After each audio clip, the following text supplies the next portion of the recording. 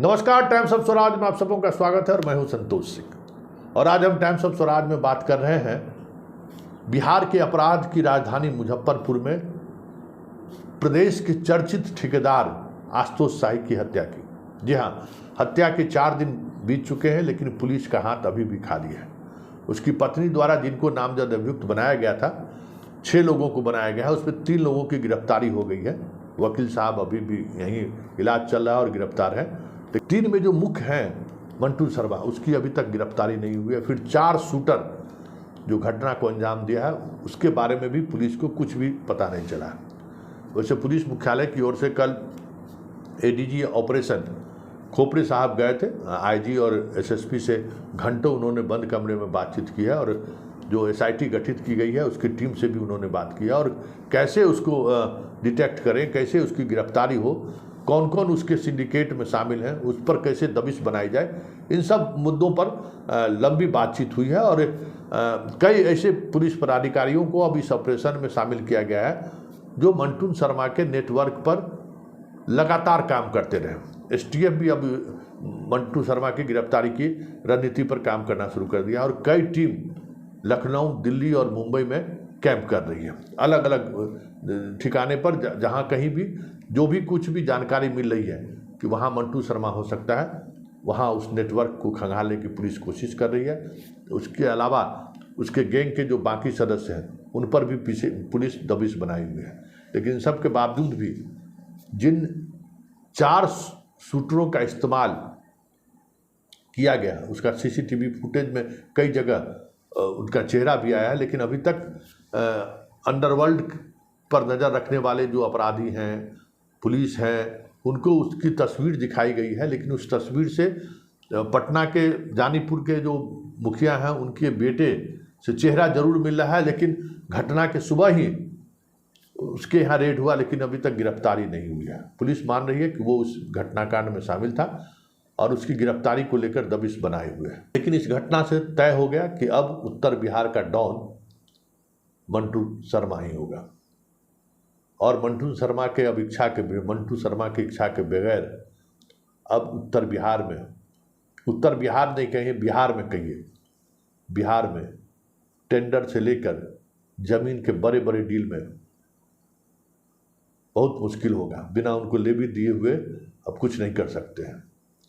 ये चीज़ें अब चर्चा सरेआम होने लगी है। मुजफ्फरपुर का तो हाल छोड़ ही दीजिए, पटना वगैरह में भी चर्चा होने लगी है कि क्या वाकई में मंटू शर्मा अब पटना के भी अंडरवर्ल्ड को चुनौती देंगे।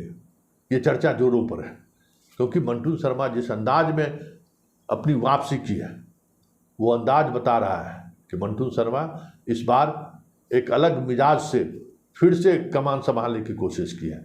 वैसे मंटू शर्मा और शंभू सिंह 2 ऐसे नाम हैं जिस नाम ने बिहार में सुशासन जिस वक्त आया था 2005 में, उस दौरान भी सीपीडब्ल्यू में लगातार पटना में हत्याएं होती रही। कुंदन कृष्णन के दौर में भी हत्या हुई, मनु महाराज के दौर में भी हत्या हुई, बिना मैनेज किए हुए संभव नहीं था। उस दौर में राम नरेश शर्मा जो सबसे बड़े ठेकेदार थे सीपीडब्ल्यू के, सुशासन में उसकी हत्या हुई। बसंत सिंह की सुशासन में हत्या हुई। शाह पर जो गोलीबारी हुआ था सीपीडब्ल्यू में, सुशासन में हुआ। सुशासन में वही एक गैंग रहा जिस पर कार्रवाई करने में काफ़ी वक्त लगा, और फिर कार्रवाई भी हुई तो इस तरीके की फौरी कार्रवाई हुई कि वो गैंग अपने जगह पर अपने नेटवर्क को बचाए रखने में कामयाब हुआ, जबकि बाकी सारे गैंग ध्वस्त हो चुके थे। एक से एक गैंग ध्वस्त हो चुका, लेकिन शंभू मंटू जो है का गैंग ध्वस्त नहीं हो सका। ऐसे में आप जानना चाहेंगे कि शंभू मंटू है कौन, जिसने सुशासन बाबू को भी चुनौती देकर अपना सिंडिकेट बचाए रखा। कौन है ये शंभू मंटू? देखिए, शंभू मुजफ्फरपुर का रहने वाला है, और मंटू शर्मा छपरा का रहने वाला है। मंटू शर्मा बीएचयू का स्टूडेंट रह चुका है, और उत्तर प्रदेश से उसका रिश्ता था। छोटन शुक्ला के गैंग के लोगों से उनका रिश्ता रहा है। शुरुआती दौर में वो मेडिकल रिप्रेजेंटेटिव था, शंभू सिंह पटना में रहता था और श्री प्रकाश शुक्ला जब कभी भी पटना किसी ऑपरेशन को लेकर आता था तो उसके स्टूडेंट की वजह से उसके घर पर उसके लॉज में आकर रहता था। ब्रजबिहारी की हत्या में शंभू सिंह प्रकाश शुक्ला से और करीब आए हो, और बाद के दिनों में मंटू शर्मा छोटन शुक्ला के साथ जुड़कर एक अलग तरीके का सिंडिकेट बनाना शुरू किया। उसी सिंडिकेट में मुजफ्फरपुर में कई घटनाएं घटी। छोटन शुक्ला मारा गया, फिर बुटकुन शुक्ला मारा गया, तो वे धीरे धीरे वो गैंग का प्रभाव कमने लगा, तो वो दोनों वहाँ से बाहर आ गए। लेकिन दोनों श्री प्रकाश शुक्ला का ही चेला रहा था, और श्री प्रकाश शुक्ला के मारे जाने के बाद शंभू मंटू दोनों यूपी शिफ्ट कर गया, क्योंकि यूपी में उसका नेटवर्क, प्रकाश शुक्ला के नेटवर्क से उसका बहुत ही गहरा रिश्ता था।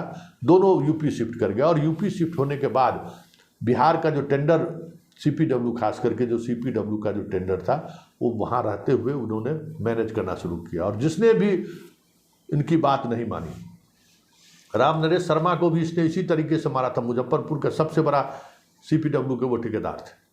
गार्ड को, पूरे गाड़ी को छलनी कर दिया था 47 से सुशासन के दौर में, और कोई कार्रवाई नहीं हो सकी थी। उस दौर के जो एसपी थे मुजफ्फरपुर पर, उस पर कई तरह के आरोप लगे थे कि मंटू शर्मा को वो संरक्षण दे रहे हैं। सुशासन की हम बात कर रहे हैं। पटना में भी सीपीडब्ल्यू का ऑफिस, आपको जो पुराना अभी पुल बन रहा है, आपको जो विद्युत भवन के पीछे वाला इलाका में मंत्री का चैम्बर भी बना।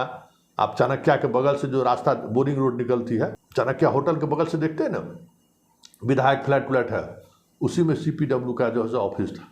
कई हत्याएं सीपीडब्ल्यू के ऑफिस दफ्तर में घुसकर उन्होंने किया है सुशासन के दौर में। हाँ, पहली बार मनु महाराज ने इसको गिरफ्तार करके लखनऊ से लाया, लेकिन एसपीडी ट्रायल क्या होता है, संपत्ति जब्त क्या होता है, ये सब कुछ कार्रवाई नहीं हुई।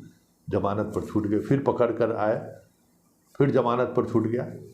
मुजफ्फरपुर पुलिस ने भी एक बार दबिश बनाई थी, और इस अभी लगातार दबिश बनाया हुआ है इनकी गिरफ्तारी को लेकर, लेकिन सफलता नहीं मिली है। हाँ, ये बीच के दिनों में अपने आप को थोड़ा अलग कर लिया था, लेकिन मुजफ्फरपुर के मेयर की हत्या के बाद ये फिर सुर्खियों में है कि अपने अलग तरीके का इन्होंने नेटवर्क बनाना शुरू कर दिया। और अब तो फिर सारा नेटवर्क मंटू शर्मा के इर्द गिर्द चल रहा है।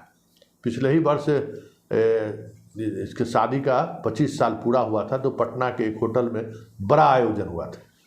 सोशल मीडिया पर काफ़ी वायरल हुई थी तस्वीर मंटू शर्मा की। पहली बार उसकी तस्वीर लोगों के सामने हुआ। जब गिरफ्तारी में तो 2013 में भी सारे पुलिस महकमे के पास तस्वीर था ही, लेकिन जिस तरीके से उन्होंने मैरिज एनिवर्सरी मनाई 25 में, उसकी तस्वीर काफ़ी सोशल मीडिया पर वायरल हुई थी। आप देख सकते हैं कि मैरिज एनिवर्सरी मना रहे हैं कई, जिससे दिनेश सिंह की चर्चा हो रही है। देखिए, दिनेश सिंह की चर्चा की हो रही है, और तस्वीर भी आप देख सकते हैं।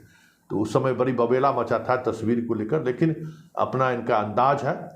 और अब इस घटना के बाद तो चीज़ें अब बदलती हुई साफ दिख रही है कि मुजफ्फरपुर में जो पुराने सिंडिकेट, देखिए ये सारे सिंडिकेट हैं, हेमंत शाही, छोटन शुक्ला का वो जो नेटवर्क था, उसी नेटवर्क से निकले हुए मेयर भी था, और ये आशुतोष शाही भी था।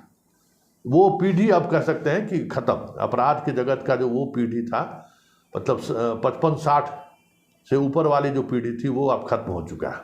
अब उसके बाद 50 वाली पीढ़ी अब मजबूती के साथ मुजफ्फरपुर पर कब्जा जमा लिया है, और अब इसका आने वाले समय में प्रभाव भी दिखेगा, क्योंकि काफ़ी समय से मुजफ्फरपुर में इस तरह की घटनाएं घटनी कम हो गई थी।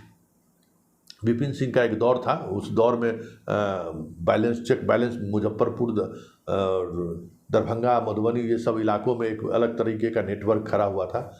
जो मेयर मारे गए हैं वो विपिन सिंह के खास थे, और कहा जा रहा है कि विपिन सिंह के जब बात चल रही थी सिंडिकेट में कि भाई इसको निपटा देना है, तो विपिन सिंह ने कोई जवाब नहीं दिया, और गैंग ने ये मान लिया, उनके विरोधी गैंग ने, कि विपिन सिंह को अब कोई मतलब नहीं है। हालांकि मेयर की हत्या से विपिन सिंह काफ़ी आहत महसूस कर रहे थे।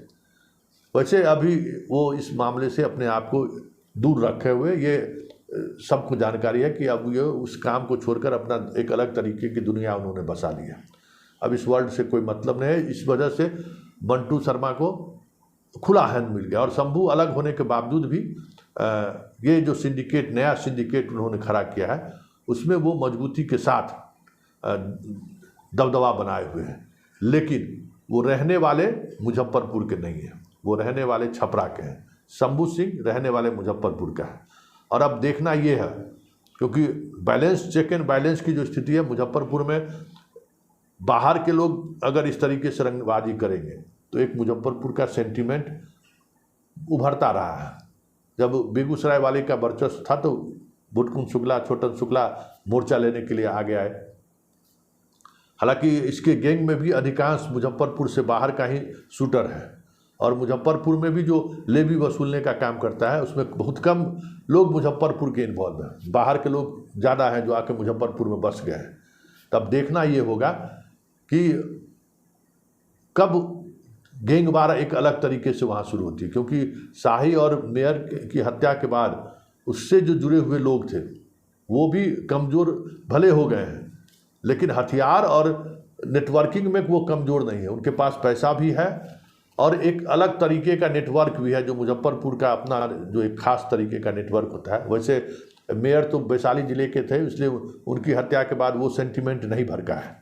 आशुतोष शाही की हत्या के बाद वो सेंटीमेंट एक बार भड़कता हुआ दिख रहा है कि मुजफ्फरपुर के लोगों को लगने लगा है कि जैसे बेगूसराय का एक दौर में राज था, उसके खिलाफ लोगों ने बंदूक उठाई, अब एक बार फिर से छपरा और बेगूसराय का जो ऐसे कम्बिनेशन बन के फिर से मुजफ्फरपुर में वो हावी होना चाहते हैं। जब शंभू साथ में था तो वो सेंटीमेंट नहीं उभर पा रहा था, लेकिन ये सेंटीमेंट अब उभरना शुरू हो गया।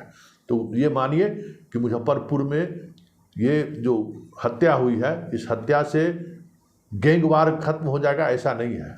कई तरीके के नए गैंग तैयार हो जाए चंद महीनों में ही तो कोई बड़ी बात नहीं होगी। और फिर अगर गैंग तैयार हो गया तो एक अलग तरीके का गैंगवार शुरू हो जाए, ये भी तय है। अब देखिए आगे आगे होता है क्या। लेकिन जिस तरीके से मुजफ्फरपुर पुलिस का हाथ अभी तक खाली है, ऐसे में ये तय मानिए कि ये जो हत्या हुई है, इस हत्या के बाद शहर में रंगदारी का जो एक तरीका है, ठेकेदार से रंगदारी लेने का, ज़मीन पर रंगदारी वसूलने का, वो चीज़ें बढ़ेंगी। और वो भी नीतीश कुमार के राज में ये गौर करने वाली बात है।